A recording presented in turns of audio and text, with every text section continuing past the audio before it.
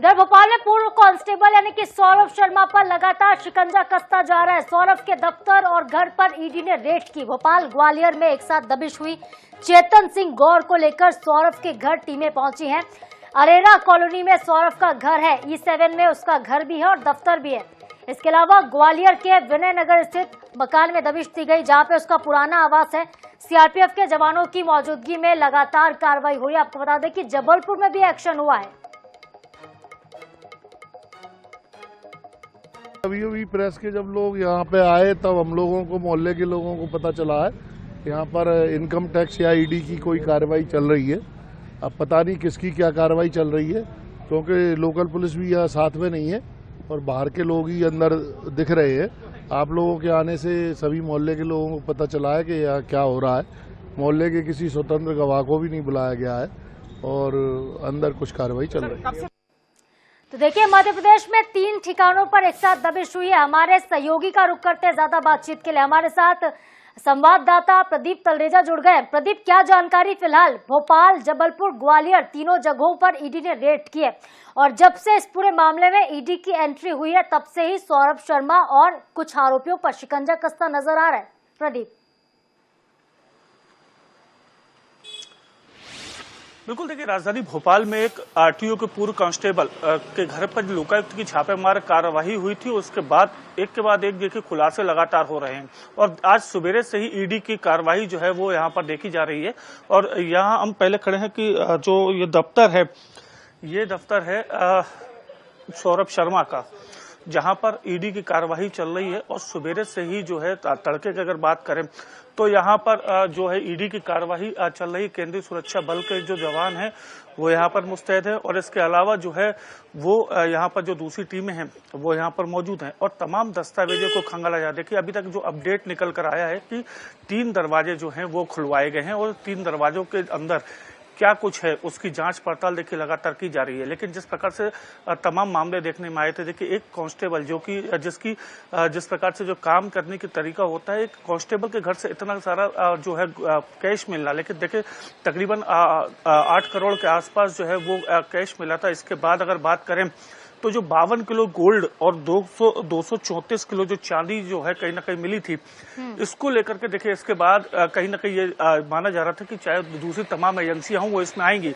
हालांकि फिलहाल शुरुआती तौर पे तो इसमें अगर बात करें तो यहाँ पर जो इनकम टैक्स की टीम नहीं थी उसने 52 किलो गोल्ड अपने हाथ में रख लिया था। इसके अलावा जो तमाम जो चीजें मिली है वो लोकायुक्त तो पास रही है। लेकिन देखिए जिस प्रकार से तमाम तस्वीरें रही हैं वो कुछ और इशारा करती है। देखिए ईडी की टीम की जांच की जो है वो इस दायरे में लेकर आई है कि जो कहीं ना कहीं ये जो पूरी कार्रवाई हुई है तो इसमें विदेशी फंडिंग का भी कहीं ना कहीं जो सोर्स है वो जरूर माना जा रहा है। देखिए विदेशी फंडिंग का सोर्स है, विदेशों में कहीं ना कहीं जो निवेश है उस तमाम चीजों को लेकर के बातें लिखी जा रही हैं।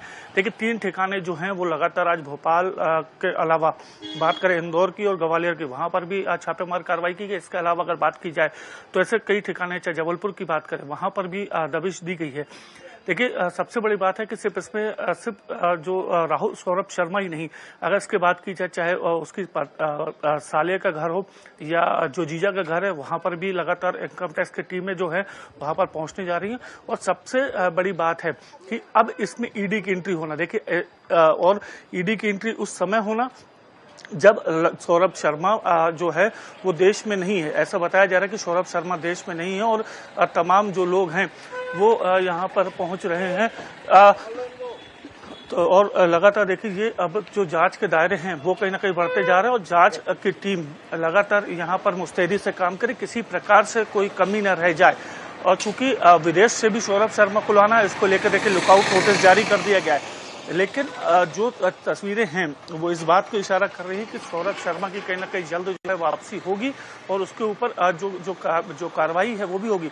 लेकिन देखिए सबसे बड़ी बात है कि एक तरफ जहां सौरभ शर्मा को जो विदेशों से लाने की बात की जा रही है, वहीं दूसरी ओर उसके वकील जो हैं वो अग्रिम जमानत के लिए याचिका लगाते हैं। तो ये कहीं ना कहीं तमाम जो चीजें रही, घटनाक्रम जो है वो लगातार देखने में आया है और ये माना जा रहा है कि अब जो ये कार्रवाई है वो लगातार जारी रहेगी और इसके बाद कहीं ना कहीं जो तमाम जो चीजें हैं अब इस जो कार्रवाई के बाद कहीं ना कहीं देखी जाएंगे। देखिए, जिस प्रकार से कार्रवाई चल रही है उसमें ये जरूर कहा जा सकता है कि आने वाले समय में और भी बड़े खुलासे होंगे। फिलहाल इन तमाम बातों को लेकर देखिए जांच जारी है और जांच की जब रिपोर्ट आएगी उसके बाद देखिए कहीं ना कहीं अन्य जो खुलासे हैं वो हो सकते हैं। जी ठीक है, आप प्रदीप हमारे साथ बने रहेगा लगातार। और देखिए लगातार हम आपको तस्वीरें दिखा रहे हैं सौरभ शर्मा के घर के बाहर की तस्वीरें इस वक्त आप देख रहे हैं। सौरभ के दफ्तर में सर्चिंग लगातार जारी है और दफ्तर के ठीक पीछे सौरभ शर्मा का जो घर है वो भी 2 घर छोड़कर 2 गली छोड़कर वहीं पर है। तो सौरभ के दफ्तर और घर पर ईडी की दबिश हुई है। काली कमाई के आखिर कितने राज हैं, इससे पर्दाफाश अब तक नहीं हो पाया है। और चलिए ज्यादा अपडेट लेते हैं शिवम मारे से, ग्वालियर से हमारे साथ वो सीधे लाइव जुड़ रहे हैं। शिवम, अब तक क्या कुछ जानकारी मिल पा रही है जहां पे इस वक्त रेड हुई है ईडी की? सुबह से दबिश दी गई थी, सुबह से दस्तावेज खंगाले जा रहे थे, नई जानकारी क्या मिल रही है आपको शिवम? 8 बजे से लगभग विनय नगर सेक्टर 2 में भोलापुर इलाके में आता है, जो पूर्व आरक्षक है परिवहन विभाग की सौरभ शर्मा के घर पर सुबह से ईडी और आईटी की टीम से छापामार कार्रवाई यहाँ पे जारी है और लगभग 6 घंटे अभी तक इस कार्रवाई को हो चुके हैं। और मैं आपको बता दूं, अभी इस समय हम लोग उनके जो पूर्व आरक्षक है उनके घर के पास में मौजूद है और उनके घर के ही पास में मैं दिखाना चाहूंगा ये पूरा आरक्षक का ये पूरा घर है। और जिस पूरा घर के अंदर आप देख सकते हैं कि तस्वीरों में साफ क्या कहते हैं, जो सीआरपीएफ की जवान है वो यहाँ पर मौजूद है। केवल उनके अलावा इस घर के अंदर बताया जा रहा है कि लगभग 1 दर्जन से ज्यादा लगभग आईटी और ईडी की टीम के जो अधिकारी हैं वो यहाँ पर कार्रवाई करने पहुंचे हैं। और अभी तक इसमें कुछ जो दस्तावेज हैं वो खंगाले जा रहे हैं और जो बंद कमरे के अंदर जो अलमारियां हैं और उनकी जो कमरे हैं वो ईडी और आईटी टीम यहाँ पर खोलकर अब पूरा जो है दस्तावेज खंगाली जा रही है। लेकिन अभी जो कार्रवाई है कब तक चलेगी अभी तक हमें लग सकता है, अभी इस बारे में कुछ कहा नहीं सकता। लेकिन हालांकि जो सीआरपीएफ के जवान से अभी थोड़ी सी बात हुई थी, लेकिन उन्होंने साफ तौर पर मना किया है, कहीं पता नहीं है कितने लोग यहाँ पर मौजूद हैं। और अभी इसमें कार्रवाई के लिए लगातार यहाँ पे आईबी और आईटी और ईडी की टीम यहाँ पर मौजूद है। शिवम, ये जो घर है ये पुराना घर है, पुश्तैनी घर है क्या? जिस तरीके से, क्योंकि पला बढ़ा सौरभ ग्वालियर में ही है और पिता की नौकरी भी थी और उसने आरक्षक के तौर पर अपनी शुरुआत भी ग्वालियर से ही की है। तो जिस घर में इस वक्त रेड हो रही, क्या ये पुश्तैनी मकान है उनका? और कितने करीब कितने का होगा ये पूरा मकान उनका? कितनी प्रॉपर्टी वहाँ पर है? जी बता दूं, आज विनयनगर का पूरा ग्वालियर का भोलापुर इलाका है, पॉश इलाका बताया जा रहा है। और बताते हैं ये मकान है कम से कम 30 करोड़ का ये मकान की कीमत बताई गई। और ये पुश्तैनी इनका ये मकान है, यहाँ पर उनके अपने बचपन था वो इसी मकान में बीता था। और ये उसके बाद में उनके पिता की जेल विभाग में डॉक्टर थे, सरकारी डॉक्टर, उनकी डेथ होने के बाद में उनके बड़े भाई से वो एक छत्तीसगढ़ में एक अफसर है। और जो सौरभ शर्मा है वो वहाँ पर 2016 में परिवहन विभाग में सिपाही के पद से वहाँ पर गया हुआ था। वैसे 5 साल की नौकरी की है। 5 साल की नौकरी करने के बाद में इसने अपना बियास ले लिया था, क्योंकि जो पैसा है आरटीओ पर खुद ही संभालने लगा था। और लगभग मध्य प्रदेश के 6 से 8 जो बैरियर थे वो उसके अंदर में खुद आ गए थे। तो कहीं ना कहीं जब उसकी लोकायुक्त और आईटी में शिकायत हुई है तब जाकर आईटी की टीम ने इस पर छापामार कार्रवाई की थी। भोपाल में भी एक शादी के अंदर से तकरीबन के सोना और कुछ नकदी बरामद की गई, करोड़ों की कीमत की नकदी बरामद की गई थी। उसके बाद से लगातार आईटी और लोकायुक्त की टीम। ठीक है शिवम, इस करप्ट कांस्टेबल के आखिर कितने काले राज हैं, कितने काले कारनामे हैं, इस पर आप दोनों नजर बना के रखिएगा। हमारे साथ प्रदीप तलरेजा इस वक्त हमारे साथ बने हुए। प्रदीप, आप क्या देख पा रहे हैं? सर कुछ सर एनीथिंग फाउंड? सर कुछ एनीथिंग फाउंड? तो देखिए अधिकारी यहाँ पर पहुंचे हैं और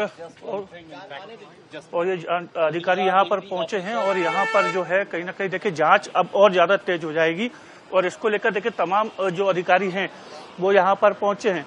उनके साथ में एक व्यक्ति जरूर देखा जा रहा है। फिलहाल जांच जो है वो लगातार जारी रहेगी। क्या कुछ जांच में निकल कर आएगा ये तो आने वाला समय बताएगा। लेकिन फिलहाल अब ईडी की टीम और ज्यादा मुस्तैद यहाँ पर हो गई है और तमाम जो आला अधिकारी हैं वो भी यहाँ पर पहुंच चुके हैं। ठीक है प्रदीप, आप नजरें बनाए रखिएगा इस खबर पर, आपसे आगे अपडेट लेते रहेंगे। बहुत शुक्रिया आपका फिलहाल के लिए। शिवम आर्य भी हमारे साथ थे, उनका भी बहुत शुक्रिया।